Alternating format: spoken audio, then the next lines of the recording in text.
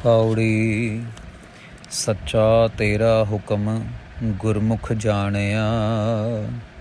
गुरु नानक देव जी महाराज इतने सारे एग्ज़ाम्पल देने के बाद अकाल पुरख वाहिगुरु जी को बोलते हुए एक तू ही ये जाप करते हुए कि महाराज आपके अलावा और कुछ सच है ही नहीं, सब झूठ का झूठ है, सिर्फ आप ही सच हो। भले ही चंद्रमा सूरज तारे, भले ही बड़े बड़े महल, बड़े बड़े राजा महाराजा, साधु महात्माओं के टोले, सब कुछ महाराज एक दिन सब ने चले जाना है, सिर्फ आप रहोगे। फिर महाराज पौड़ी उच्चारण करते हैं साध संगत जी। ऐसा होता है ना, जब एक लेसन पूरा फिनिश होने वाला हो तो उसके बाद फिर एक समरी आ जाती है। वो समरी में महाराज बात फिर वहीं घुमा के लेके आ रहे हैं कि अगर अच्छी तरफ तो जाएंगे, तो अच्छे रास्ते पे चलेंगे तो नतीजा अच्छा है, अगर बुरे रास्ते पे जाएंगे तो नतीजा हमेशा बुरा ही मिलेगा। महाराज कह रहे हैं सच्चा तेरा हुक्म गुरमुख जानिया। भाई गुरमुखों ने जान लिया है कि आपका हुक्म जो है वो सच्चा है। वाहिगुरु जी आप सच्चे हो और आपका हुक्म सच्चा है, लेकिन ये बात जानी किसने है, पहचानी किसने है? गुरमुखों ने, जिन्होंने गुरु के वचनों की पालना की है, जो गुरबाणी का जाप कर रहे हैं, जो अमृत वेले उठ रहे हैं, जो सतनाम वाहिगुरु का जाप कर रहे हैं, उनको महाराज गुरमुख कह रहे हैं। साध संगत जी महाराज गुरमुख कह रहे हैं जो अच्छे गुणों को अपने अंदर धारण कर रहे हैं। ये नहीं कि खाली डांट लिया, कर लिया और नहा लिया, धो लिया। और साध संगत जी एक महापुरुषों के पास बैठे हुए थे, तो वो किसी के बारे में बात बता रहे थे। कहते थे एक सास थी, बहू थी, तो बहू बाहर रहती थी, कुछ दिनों के लिए अपनी सास के पास आई। तो अब ऑब्वियसली बाहर लोग खुद बर्तन धोते हैं, सब खुद करते हैं तो बहू ने भी अपनी सास के घर में बर्तन धोए अपनी तरफ से, तो चलो अच्छा काम किया। पर वो बर्तन जो थे वो हिंदुस्तान में वो रैक जो है दीवार में टंगे होते हैं बर्तन, गीले बर्तन के लिए किचन में, तो उसने अंदर रख दिए। अब कुछ समय बाद हो सकता है वो रैक ख़राब हुआ हो या उसमें जंग लगा हो, तो आई सास, देखा उसने कुछ दिन बाद, 15-20 दिन बाद देखा उसने, जितने दिनों के लिए आए होंगे। महापुरुष बात बता रहे थे जैसे उन्होंने बताया, हम आपको बता रहे हैं। कहते वो सास ऐसे बोली, और तुमने गीले बर्तन टांगने शुरू कर दिए, हम इसको ऊपर नहीं टांगते होते, हम नीचे रखते होते हैं करके, वो ट्रल रैक में जंग लग जाता है, तुमने मेरा जंग लगा दिया। और वो बहू को थोड़ा सा अजीब भी लगा, और बहू को थोड़ा सा ये भी लगा यार ऐसे नीचे भी स्टील है ऊपर भी स्टील है, जंग लगा, चलो कोई नहीं। अब महापुरुष उनके घर में ठहरे हुए थे, तो इसलिए उनको ये बात पता है, उन्होंने सुन ली बात। तो महापुरुषों ने फिर हमें बताया कि कहते मुझसे पूछते, कहते कि अब आगे क्या हुआ होगा। मैंने कहा महाराज मेरे को क्या पता, वो चली गई होगी अपने, बहू जो थी अपने वापस चली गई होगी अपने घर बाहर, वो और सासू माँ उसकी जो थी घर में रह गई। कहते नहीं आगे पता क्या हुआ, आगे हुआ बहू ने लगाया अपनी माँ को फ़ोन, फटाफट मेरी सास ऐसे बोल रही है। माँ जो सास थी उसने रात को अपनी बेटी को फ़ोन लगा लिया कि आज मेरे रेक रैक में जंग लगा दिया इन्होंने। और बस एक इतनी सी छोटी की बात को लेके दुनिया जहान की जो बातें, चुगली कह लो, निंदा तो नहीं कह सकते करके, फैक्चुअल है, ये हुआ तो है। निंदा और चुगली में फ़र्क है साध संगत जी। निंदा वो है जो हुआ ही ना हुआ हो और उसके बाद का बतंगड़ बनाया जाए। चुगली क्या है, चुगली बात सच्ची हो, लेकिन वो जो मान लो कि अगर 100% सच्ची है तो उसके अंदर 10-15% अपना मसाला लगा के वो सच्ची सिर्फ 85-80% रह जाती, 20% जब वो मिर्च मसाला लगा होता है वो फिर और आगे जाती है, वो फिर 60% सच्ची रह जाती है, 40% मिर्च मसाला लगा रहता है, और आगे चलती है तो करते करते वो सिर्फ फिर पहुँचती सिर्फ 0% ही है सच्चाई, बाकी सिर्फ झूठ ही रह जाता है। तो यहाँ पे महापुरुषों ने फिर एक दलील दे के समझाया, कहते देखो एक इतनी सी छोटी सी बात जो है लोगों को बर्दाश्त नहीं है। फिर मुझे बोला, कहते कि क्या पता बहू भी अपने पास जब इसकी सास जाती होगी तो बहू भी उसको कभी ना कभी टोकती होगी, तो ये गिव एंड टेक है। भी अब सास को मौका मिला, मेरे पास आई है बहू, तो मैं भी थोड़ा बहुत सुना लूँ उसको। तो कहते ये जो भिड़ती है ना सास बहू अपनेपन की, पराये पर की, यही सबसे बड़ी कारण है दूरी का हमारे और परमेश्वर के बीच में। सबसे बड़ा कारण यही है कि हम लोग अपनों में तो प्यार ढूंढ रहे हैं, अपनों के साथ तो सत्कार कर रहे हैं, लेकिन जो पराया है उसको हम नकार रहे हैं। यहीं पे हम गलत हो जाते हैं कि पराये में भी वही गुरु नानक है जो अपने में गुरु नानक है, और यहाँ पे हम गड़बड़ कर बैठते हैं। और जब तक ये, इसको दुविधा कहते हैं, इसको द्वैत भाव कहते हैं साध संगत जी। ये द्वैत भाव जब तक हमारे अंदर रह रहा है तब तक परमेश्वर के साथ हमारा मिलन, हमारा जो है संगम, वो नहीं हो सकता। संगम तभी होगा, मिलाप तभी होगा। अब ये मिलाप क्या है, ये क्या मतलब? मिलाप मतलब हम खुद परमेश्वर का रूप बन जाएंगे। जो शक्तियाँ, जिन शक्तियों के मालिक परमात्मा है, वो सारी शक्तियाँ आपके अंदर आ जाएंगी। वो सारा का सारा ज्ञान आपके अंदर आ जाएगा। बस यही परमात्मा के साथ मिलन है। बहुत ऐसे महापुरुष, बहुत हैं ऐसे जो किसी ना भी, अगर मान लीजिए परमात्मा के अंदर 100% शक्तियाँ, तो किसी के अंदर 2% है, किसी की महापुरुष को उसने 4% दे दी, किसी को 1% दे दी, किसी को 15% दे दी। ये तो महाराज की मौज है, पर वो एक मिकता होनी शुरू हो जाती है।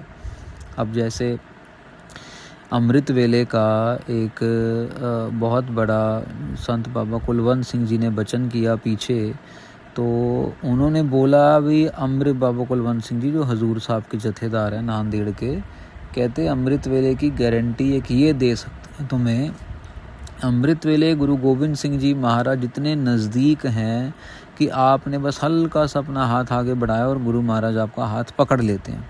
पर साध संगत जी, ये ज्ञान कि गुरु गोविंद सिंह जी इतने नज़दीक होते हैं या खड़े होते हैं हमारे, ये ज्ञान हर एक को थोड़ी ना है। ये ज्ञान तो उनके प्यारों को है ना। जैसे संत बाबा कुलवंत सिंह जी ने जो वचन किया, वो एम ही थोड़ी ना उन्होंने छुरली छोड़ दी, कोई एम थोड़ी ना कोई गाने का, वो फिल्म का कोई सीन है, ऐसा नहीं। उन्होंने खुद एहसास, और इसकी एक आपको और बात बता देते हैं। बहुत समय पहले की बात है, संत बाबा ठाकुर सिंह जी हुए दमदमी टकसाल वाले। उन्होंने 2008 में अपना शरीर शांत किया साध संगत जी। एक बार संत बाबा ठाकुर सिंह जी भी ऐसे नांदेड़ गए सेवा दर्शन करने के लिए, और संत बाबा कुलवंत सिंह जी जो थे वो सेवा कर रहे थे। तो अब संत बाबा कुलवंत सिंह जी अपने कमरे में होते थे साध संगत जी। तो जब महापुरुष बाबा ठाकुर सिंह जी पहुँचे, बहुत बुज़ुर्ग अवस्था थी, 80-82 साल की अवस्था थी इनकी। जब पहुँचे तो सिंहों ने कहा कि भाई अभी तो बाबा जी आराम कर रहे हैं, मतलब दर्शन नहीं हुए, क्योंकि ऑब्वियसली बाबा कुलवंत सिंह जी का एक अपना सेवा का समय है, तो वो हर आए गए से मिलते तो हैं, लेकिन टाइम के हिसाब से। तो बाबा ठाकुर सिंह जी जो थे, उनको मतलब सिंहों ने मिलने नहीं दिया। ऐसा नहीं कि नेगेटिव तरीके से रोका गया, पर बस सहज सुबह मिलाप हुआ नहीं। रात हो गई और सुबह अमृत वेले की सेवा। अब जब ये बात बाबा कुलवंत सिंह जी को पता लगी, सुबह सेवादारों ने बताई, तो बाबा कुलवंत सिंह जी कहते हैं, इतने बड़े महापुरुष आए, तुम बता तो देते। चलो कोई नहीं। 4 बजे जाते हैं सुबह, सचखंड में गुरु गोविंद सिंह जी महाराज के स्थान में जाते हैं, और वो गए। जब उन्होंने ये बातें सिंह नहीं बताई हैं साध संगत, जैसे ही उन्होंने दरवाज़ा खोला और अंदर देखते हैं कि गुरु गोविंद सिंह जी महाराज जी के साथ बाबा ठाकुर सिंह जी अंदर ही हैं, सचखंड के अंदर ही हैं। और बड़े खुश हो गए, बड़े प्रसन्न हो गए कि भाई महापुरुषों ने दर्शन दे दिए और महाराज के साथ हैं महापुरुष। तो चलो, उस टाइम तो संत बाबा कुलवंत सिंह जी कुछ बोलते नहीं होते, क्योंकि उन्होंने मौन धारण किया होता है। वो कुछ बोलते नहीं उस टाइम किसी के साथ। सुबह 8 बजे से पहले किसी से कोई बात नहीं करते। तो ये आ रहे, अब जब समा हो गया सुबह के बाद, मतलब सुबह का समा निकल गया, तो बाबा ठाकुर सिंह जी मिलने के लिए आए। तो ये मिले उनसे, और उन्होंने फिर बोला कि आज सुबह आपने कृपा की और दर्शन दिए, हम आपसे मिल नहीं पाए। बाबा कुलवंत सिंह जी कह रहे हैं बाबा ठाकुर सिंह जी को। तो बाबा ठाकुर सिंह जी ने फिर मतलब बहुत ही निम्रता में आके कहा कि आपको जो दिखाया गुरु गोविंद सिंह जी ने, ये भी तो आपकी एक बहुत बड़ी अवस्था है। चलो, हमारे साथ गुरु गोविंद सिंह जी का जो प्यार मोहब्बत है वो तो एक अलग बात है। दमदमी टकसाल के मुखी बनाया हमें संगत ने, और दमदमी टकसाल शुरू बाबा दीप सिंह जी ने की, बाबा दीप सिंह शहीद, और हुई ये शुरू दमदमा साहब से। मतलब शुरू तो गुरु गोबिंद सिंह जी महाराज ने ही की, पर पहले मुखी बाबा दीप सिंह जी बने। तो बाबा ठाकुर सिंह जी कहते, मुस्कुरा के कहते कि ठीक है आपने देखा, पर ये देखने की हिम्मत और ये देखने की ताकत भी तो आपको गुरु गोबिंद सिंह जी ने दी। मतलब कि आपकी भी अवस्था इतनी बड़ी है कि गुरु गोबिंद सिंह जी आपको रोज़ दर्शन दे रहे हैं और रोज़ आपसे इतनी सेवा ले रहे हैं, कोई छोटी बात नहीं है। तो साध संगत जी, ये ज्ञान का लेवल, सेवा का लेवल, अवस्था का लेवल, ये गुणों का लेवल कोई छोटी बात थोड़ी नहीं है ना। 25-26 साल हो गए संत बाबा कुलवंत सिंह जी को, बाबा जी ने नांदेड़ से बाहर कदम नहीं रखा। अपने इलाज के लिए आए थे, कोविड के लिए तो ठीक है, नहीं तो नांदेड़ की ये 1.5-2 किलोमीटर का जो दायरा है गुरुद्वारे से आगे, उससे आगे कदम नहीं रखा। दुनिया क्या है आगे की ये नहीं पता होगा कि दिल्ली में 26 साल में कितनी चेंजेस आ गए, पंजाब में चंडीगढ़ में कितने चेंजेस आ गए, कितने बड़े पुल बन गए, कितनी मेट्रो बन गई, कितनी इलेक्ट्रिक गाड़ी, कुछ नहीं पता। सिर्फ अपनी सेवा और अपने गुरु महाराज का प्यार उसमें लगे हुए हैं। तो साध संगत जी, महाराज कह रहे हैं सच्चा तेरा हुक्म गुरमुख जाने। ऐसे प्यारे प्यारे गुरमुख हैं जो आपके हुक्म को जान रहे हैं। गुरमति आप गवाए सच पछाने। महाराज कह रहे हैं गुरमत क्या है? गुरमत है आप गवाए सच पछाने। अपने अहंकार को गवाना ही गुरमत है। और एक बारी ये गुरमत की प्राप्ति हुई, जैसे ही गुरबाणी का जाप करना शुरू किया, संतों महापुरुषों की संगत हुई, कथा कीर्तन सुनना शुरू किया, ये सच जो है, आपका जो सच्चा रूप है, अपने आप ही पहचान में आ जाता है। सच तेरा दरबार शब्द निशाने। महाराज कह रहे हैं आपका दरबार भी सच्चा है और आपके दरबार में जो साध संगत जी शब्द है, जो ब्रह्म रूप शब्द है, जो ज्ञान है, वो निशान वो प्रगट हो जाता है। आपके उपदेश के राही ज्ञान प्रगट हो जाते। देखो बात वहीं आ रही है सच की बात, क्योंकि पीछे महाराज ने एक ही बात साबित किया है, अभी परमेश्वर सच है, बाकी सब झूठ है। अब महाराज उसको कंक्लूड कर रहे हैं। महाराज का दरबार भी सच्चा, महाराज खुद भी सच्चे, वो लोग भी सच्चे गुरमुख जो जिन्होंने आपके हुक्म को पहचान लिया, आपका हुक्म भी सच्चा। सच्चा शब्द विचार सच समाने। महाराज कह रहे हैं आपके शब्द का विचार जो कि ब्रह्म का विचार है, जो कि परिपूर्ण परमेश्वर अकाल पुरख वाहिगुरु जी के बारे में विचार है। महाराज कह रहे हैं वो भी सच है। सच समानया, जो जो उसमें समा रहे हैं वो भी सच बनते जा रहे हैं, सच बन रहे हैं, तभी वो सच में समा रहे हैं। मनमुख सदा कूड़ियार भरम भुलाने। महाराज कह रहे हैं मनमुख लोग जो हैं वो झूठे भरम में पड़े हुए हैं, वो झूठे भरमों में पड़ के भूले हुए हैं। साध संगत जी भरम भुलाने, क्योंकि वो कूड़े यार। अब देखो फर्क भी आ गया ना। ऊपर महाराज गुरमुख की बात कर रहे हैं पहली 4 पंक्तियों में, अब महाराज आखिरी 4 पंक्तियों में मनमुखों की बात करेंगे। विष्टा अंदरवास साध न जाने। महाराज कह रहे हैं उनका जो सारा ध्यान है ना वो मंदे कर्मों में ही लगा हुआ है। विष्टा मतलब कि जिनको हम गोबर कह देते हैं, टट्टी कह देते हैं। महाराज कह रहे हैं गंदगी के अंदर, गंदे कर्मों के अंदर ही उनका ध्यान लगा हुआ है। साध न जाने। साध साध संगत जी मतलब कि सादा भाव जिसको कह दो। साध का मतलब आ जाता है आनंद, साध का मतलब आ जाता है रिजल्ट, कि भी पता नहीं क्या होगा। उन्होंने जाना ही नहीं है कि हमारा क्या होगा, उन्होंने जाना ही नहीं कि नाम इतना प्यारा है, नाम के नाम को भी जप लिया जाए। उन्होंने नाम के आनंद को पहचाना ही नहीं। साध न जाने विण नावै दुख पाए आवण जाने।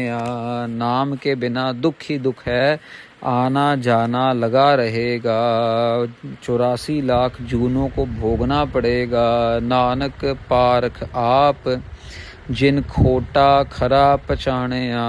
महाराज कहते आप अकाल पुरख वाहिगुरु जी वो पारख हैं। साध संगत जी पारख का मतलब होता है सराफ। सराफ मतलब जो परख करना जानता है, वो ही है साध संगत जी जो परख करना जानता है। परख करते करते वो खोटे और खरे की पहचान कर लेता है, कौन सा खोटा है कौन सा खरा है। जैसे साथ संगत जी आप ये समझ लो कि जज है, जितने जितने उतने एविडेंस देखे, आप बता दिया कौन सही है कौन गलत है। पर कभी कभार ऐसा भी होता है गरीबों के पास एविडेंस होता ही नहीं, या अमीर लोग गलतियां करके एविडेंस भी खरीद लेते हैं, विटनेस भी खरीद लेते हैं। दुनिया का जज तो गलती कर सकता है साथ संगत जी, भले ही वो हाई कोर्ट का है भले ही सुप्रीम कोर्ट का, पर परमेश्वर ने कभी भी गलती नहीं करनी। उसने खरे और खोटे की पहचान करके अपना अपना कर्म का फल देते चले जाना है, देते चले जाना है। तो साथ संगत जी ये पौड़ी 144 अंग पे यहाँ समाप्त होती है। इसके बाद अब गुरु नानक देव जी महाराज जो अकाल पुरख वाहिगुरु जी की शक्ति है ना वो समझाएंगे बड़े प्यार से, बड़े अच्छे अच्छे एग्जाम्पल दे के महाराज ने समझाना। ये सब ज्ञान है साथ संगत जी, ये ज्ञान ही तो है जो बंदे का जीवन बदल देता है, परमात्मा से प्यार करना शुरू हो जाता है, इंसान के मन में वो भाव बनना शुरू हो जाता है कि वाह वाह वाहिगुरु वाहिगुरु, आश्चर्य हो आप हे अकाल पुरख वाहिगुरु जी। सो ये जो अगला जो छंद है ये फिर अगले प्रकरण में लेंगे।